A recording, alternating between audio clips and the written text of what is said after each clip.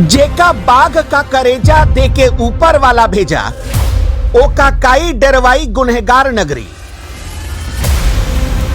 जे सारा जीवन भर दुख झेला, खतरों से खेला, अब रोक के दिखाए अंगार नगरी।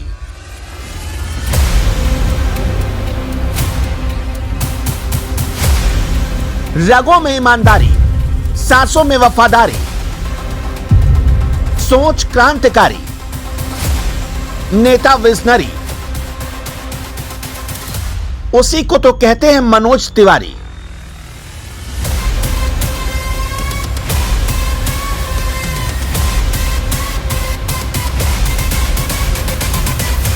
एक बिहारी दिल्ली आया और दिल्ली वालों के दिल में बस गया।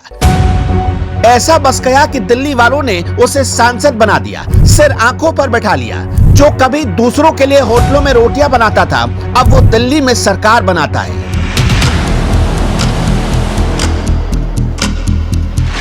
सुपरहिट सांसद मैं मनोज कुमार तिवारी, जो लोकसभा का सदस्य निर्वाचित हुआ हूं, ईश्वर की शपथ लेता हूं कि मैं विधि द्वारा स्थापित भारत के संविधान के प्रति सच्ची श्रद्धा एवं निष्ठा रखूंगा।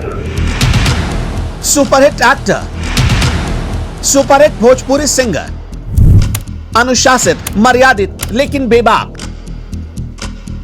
सियासत के धुरतों को लगा था कि ये तो बिहारी है, इसको कुछ आता जाता थोड़े ही ना होगा। लेकिन एक बिहारी 100 पर भारी, ये कहावत ऐसे ही नहीं बनी। जिसे दिल्ली के चंद लोग हल्के में ले रहे थे, उसने उनके भ्रम को चकनाचूर कर मिट्टी में मिला दिया। ये एक कहानी है उत्तर पूर्वी दिल्ली के सांसद मनोज तिवारी की।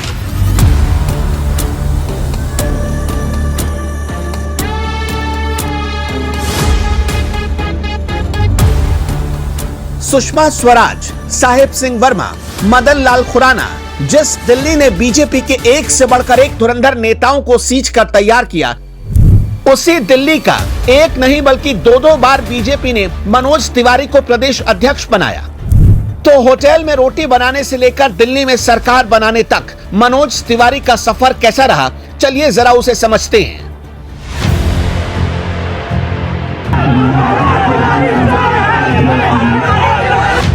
साल 2018 मौका था सिग्नेचर ब्रिज के उद्घाटन का। करीब 15 साल से अटके जिस ब्रिज को बनाने में दिल्ली की सरकार के भी हाथ पांव फूल रहे थे, उस ब्रिज को पास करवा कर ले आए थे मनोज तिवारी। लेकिन दूसरों के काम पर अपना लेबल लगाकर बेचने वाली दिल्ली सरकार ने इतने बड़े कार्यक्रम में सांसद मनोज तिवारी को ही नहीं बुलाया।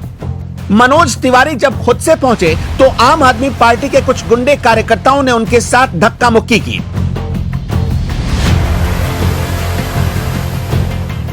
लेकिन क्रेडिट लेने से ज्यादा मनोज तिवारी के लिए इंपॉर्टेंट था दिल्ली वालों की खातिर सिग्नेचर ब्रिज का तैयार हो जाना, और वो हो चुका था। दिल्ली को उसका सिग्नेचर ब्रिज मिला, लेकिन इसके पीछे तिवारी बाबा ने कितनी मेहनत की, जरा ये देख लीजिए। सांसद बनते ही सिग्नेचर ब्रिज के लिए अधिकारियों के साथ हाई लेवल बैठक शुरू की। 2014 में राष्ट्रपति शासन के दौरान मनोज तिवारी ने 61 करोड़ रुपए मंजूर करवाकर 15 साल से रुके हुए सिग्नेचर ब्रिज के काम को पूरा करवाया और वायदे के मुताबिक 2018 में जनता को समर्पित कर दिया। दुनिया ने तब देखा कि कैसे एक पार्टी के लोग सांसद मनोज तिवारी और स्वर्गीय साहिब सिंह वर्मा के क्रेडिट को लूटने की फिराक में थे।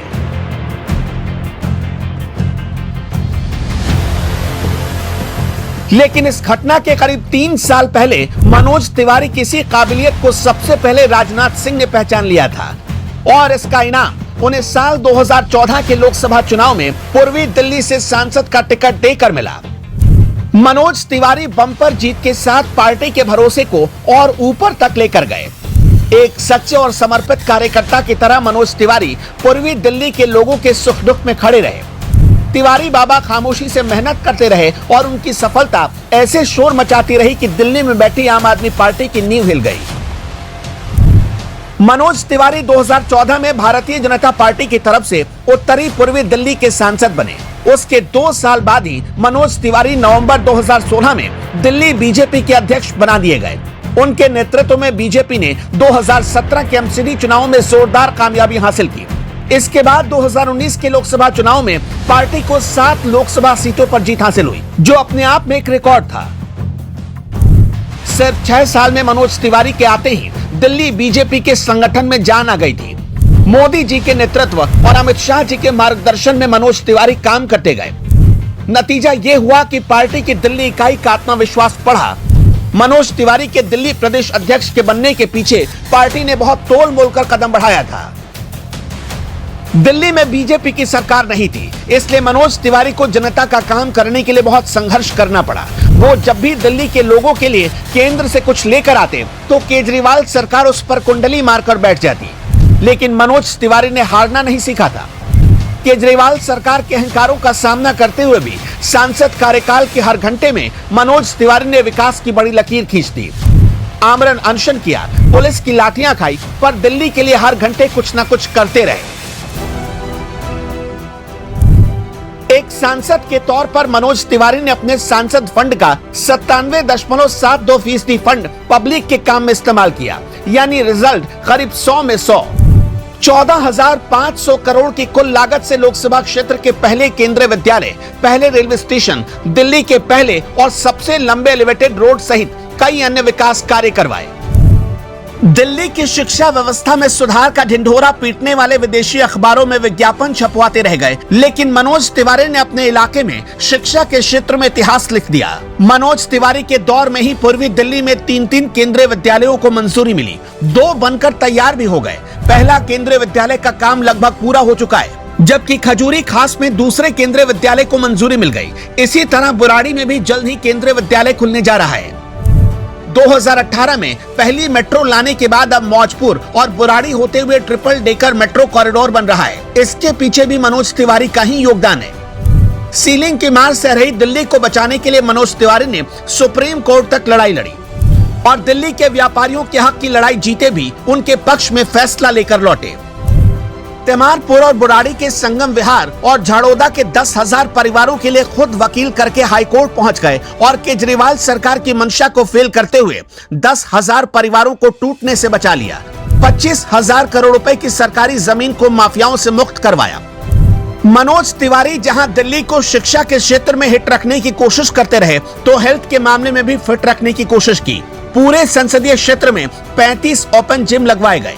6 करोड़ की लागत से शास्त्री पार्क लोनी रोड में 2 समुदाय भवनों का निर्माण हुआ। 10 करोड़ की लागत से शास्त्री पार्क में कन्वेंशन सेंटर का निर्माण करवाया गया। संसदीय क्षेत्र की 400 जगहों पर सेमी हाई मास्ट लाइट और हाई मास्ट लाइट लगवाकर अंधेरे को दूर करने का काम किया। मीत नगर सबोली रेलवे हॉल्ट का निर्माण करवाया और रेलवे स्टेशन का सौंदर्यीकरण शुरू हुआ। सांसद आदर्श ग्राम चौहान पट्टी में पंडित दीनदयाल उपाध्याय बस टर्मिनल और डॉक्टर श्यामा प्रसाद मुखर्जी द्वार का निर्माण हुआ। पूर्वी दिल्ली के लोगों को 24 घंटे बिजली मिल सके, इसके लिए हर्ष विहार इलेक्ट्रिक ट्रांसमिशन की क्षमता को बढ़वाया और इसकी खातिर 285 करोड़ का बजट पास करवा कर ले आए। 277 करोड़ की लागत से गोकुलपुर विधानसभा में सीवर पाइपलाइन को डलवाया। 303 करोड़ की लागत से सीलमपुर शास्त्री पार्क फ्लाईओवर का निर्माण करवाकर क्षेत्रवासियों को जाम से छुटकारा दिलवाया। इसके लिए आमरण अनशन तक करना पड़ा।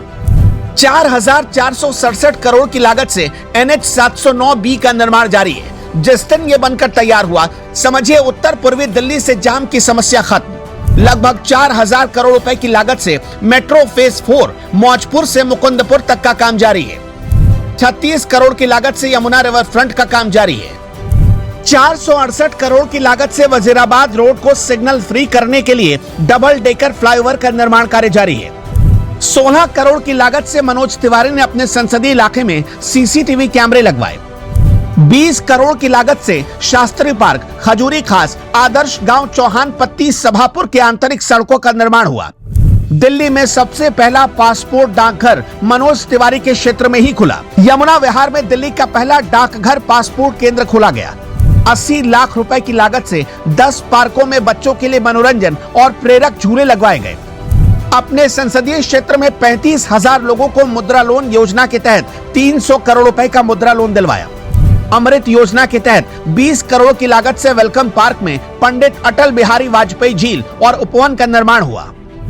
हरित पट्टी वजीराबाद, मंडोले विस्तार लोनी रोड, जगतपुर विस्तार क्षेत्र में 10 नए पार्कों का निर्माण हुआ। करीब 5 पार्कों में राष्ट्रीय ध्वज, योगा सेंटर खुलवाए गए, तो वहीं गोकुल पार्क का फिर से निर्माण करवाया गया। 12,000 करोड़ की लागत से एसटीपी प्लांट लगाकर कॉलोनी से निकलने वाले गंदे पानी को शुद्ध करके झीलों को पुनर्जीवित करने का काम हुआ।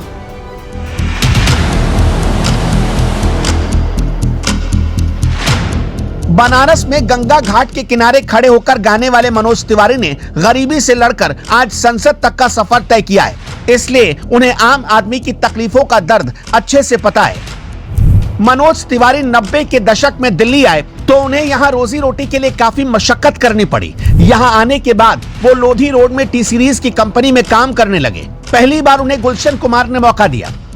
मनोज ने यहाँ पर करीब 3 सालों तक काम किया, लेकिन इससे इतनी कमाई नहीं होती थी कि उनका गुजारा चल सके, इसलिए रोजी रोटी के लिए एक आश्रम में भी काम करने लगे।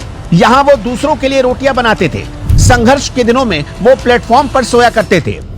उत्तर पूर्वी दिल्ली वाले लोगों के लिए एक सांसद से ज्यादा सेवक की तरह मनोज तिवारी एक पैर पर खड़े रहे हैं और पब्लिक ने भी उन्हें 2 बार संसद भेजकर साबित कर दिया कि दिल्ली मनोज तिवारी का दिल है तो दिल्ली के दिल में मनोज तिवारी बसते हैं। इसलिए जब बीजेपी ने दिल्ली में अपने सिटिंग सांसदों का टिकट काटा, उसके बाद भी मनोज तिवारी पर तीसरी बार पार्टी ने भरोसा जताया।